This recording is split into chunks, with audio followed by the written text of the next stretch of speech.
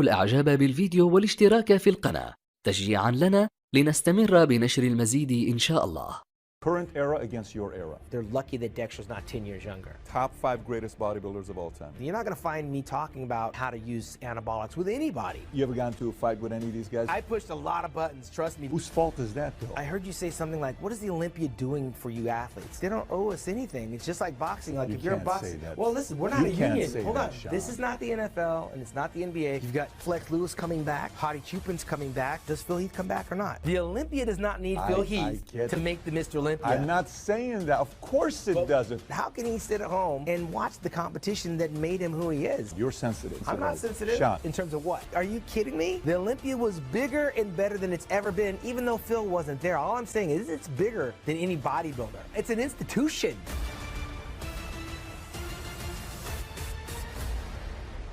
And I search for the path to the goal, and I pray to my God on the daily, cause tomorrow ain't promised, so no. When I go. How about obviously we know Phil, but I'm more asking about our buddy here. Yeah, Big Ramy is just a promise that hasn't been kept. He reminds me a lot of Cedric McMillan on the day of the Olympia. Ramy has some properties that are really good. He just hasn't tried to sculpt it. Those quadriceps you should never, ever press. He's got to bring those quads down. If his quads were down, it would look more palatable because the arms are so big. He has potential right now to come into this year's Olympia and do some things. Do some things means first or second? He could do some things because of the people he's up against, including Brandon Curry. By the way, you think he can win it all? By the way, Brandon Curry beat him in his last Olympia. Brandon was 5th and he was 6th place. He wasn't in shape, but him in shape, Brandon Curry hadn't beaten him. So I'd like to see that rubber match, to see which direction they go. Okay, our buddy here from Iran. Yeah. What do you think about his physique? People's champ. It's not a favorite physique of mine. He doesn't have the Labrada-esque type shape. The calves are kind of light. The waist is not very tapered. He's got some good muscularity. The quads don't have the type of sweeps I like. But he's competing in a lineup where he can do very well. This is not one that's going to do very well in my era. Absolutely not. Top 10? Not in the top 10. Not in the top 10. Not in the top 10. I can name top 10 physiques that in my era that could beat Hottie, but he's right where he needs to be in this era. What are your thoughts on elssbiay? I was always a fan of elssbiay as a physique. I didn't know him obviously personally, but as a physique, I thought it was interesting. Yeah, I wasn't a big fan of Nasser's physique. Here he beat Dorian. This is 97, I'm assuming. He beat Dorian not only from the front, but the back, and that's where Dorian's strength was, and he beat it. He just beat him. I was 3rd in this competition. But Nasser was full of stuff, man. I mean, he put oil in his arms, he put oil in his shoulders, he put them in his calves. So when you know these things that some of the bodybuilders are doing. He had to do surgery for his shoulders or something Absolutely. Like that. So me being an artist, knowing the things that Nasser was doing, I'm not going to say it's an unfair playing field, but to the expert eye, you can see the things he was doing and he should have been marked down for it. And later in his career, he couldn't make the top 10 of a regular open show, let alone an Olympia. So let's do the one that all your peers have been doing, whether it's Ronnie, whether it's Dorian, whether it's Flex. Flex was the nicest out of all of them. Ronnie's reaction was very different, and then Dorian was just the first one that went through it. Current era against your era. No, none of these guys in the top 10. None of them in top 10? I said the top 10. So the one that could be the top 10 would probably be Dexter Jackson, but the other guys, no. I think 10th would be Brandon, and that's not a slap in Brandon's face, but those other guys, no. I mean, Rolly Winkler, for as good as he is, he couldn't beat Milo Sarcev, and Milo Sarcev, I think, got 1/10th place in the Olympia. Definitely couldn't beat a Chris Cormier.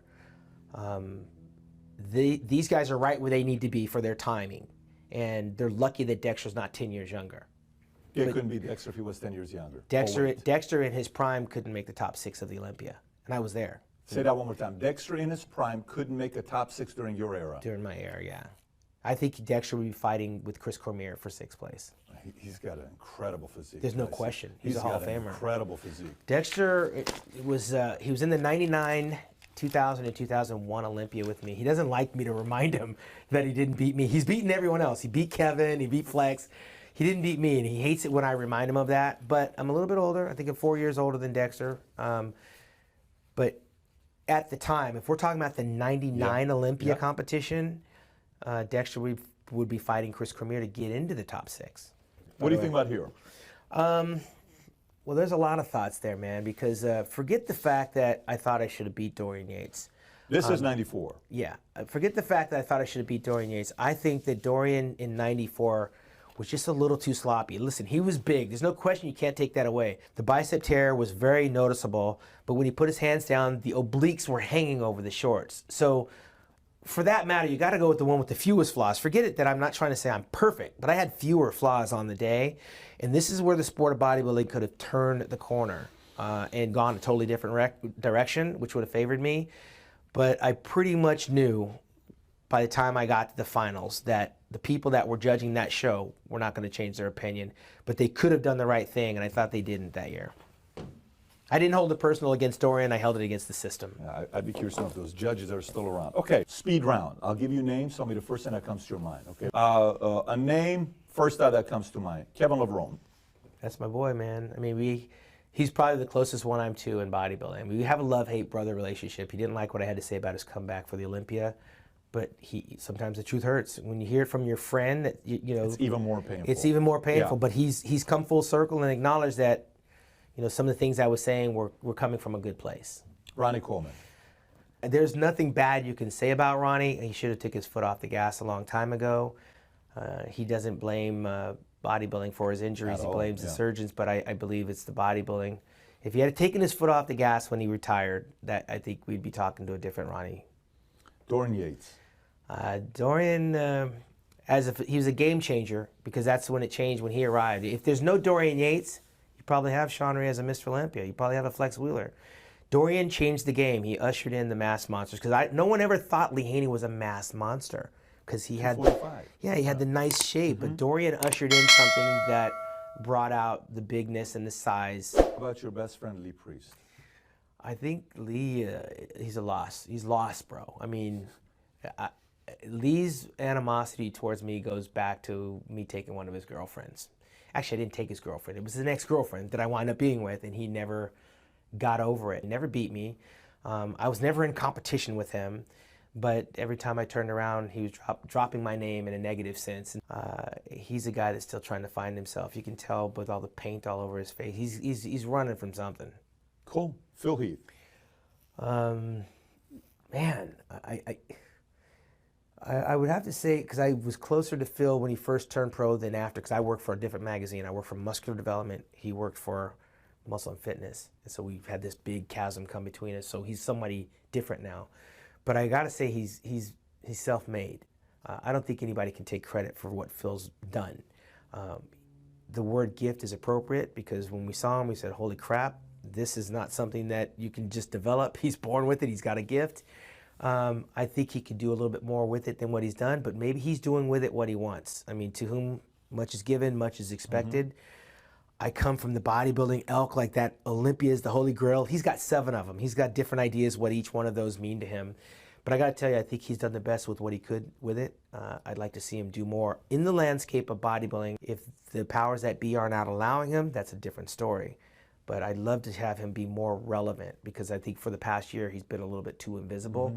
And the best thing for bodybuilding right now is if Phil came back, takes his title, because I believe that that has his name on it. And if you're asking me to give him advice, Phil, go back to your first love, get that title, tie that record, and then go for number 9. He has a very small window at his age that he could actually wind up with 9. All he has to do is what he's always done. Fix the problem, that's the easy part. He doesn't have to go build up bigger arms or a bigger back. But when you sit on the sidelines for a year, you become civilized. It's like coming home from war and they call you back up to go back. Getting under that weight, doing the things that you have to do, it takes a very disciplined mind. And I'm not sure he's not too civilized right now. He may be a little too civilized for that. He can't come back to fail. Like, he would have to know he's going to war. And going to war with these guys, I mean, there's nothing he needs to do other than just come in a little bit lighter. Ronnie Coleman did it in 2001 when he won the Arnold Classic Championship before he almost died in 2001. Phil doesn't need to die to win number 8. Phil comes back, he would send shockwaves through all of these guys because he has the tools. He doesn't have to rebuild anything. He got penalized for what they were going to be penalizing him. He knew what he was going to get penalized for. Now just fix it and come back and get your title. When's the last time you guys spoke, you and him? I talked to Phil over the new year, and I basically told him he needed to call Jim Mannion. He needed to call.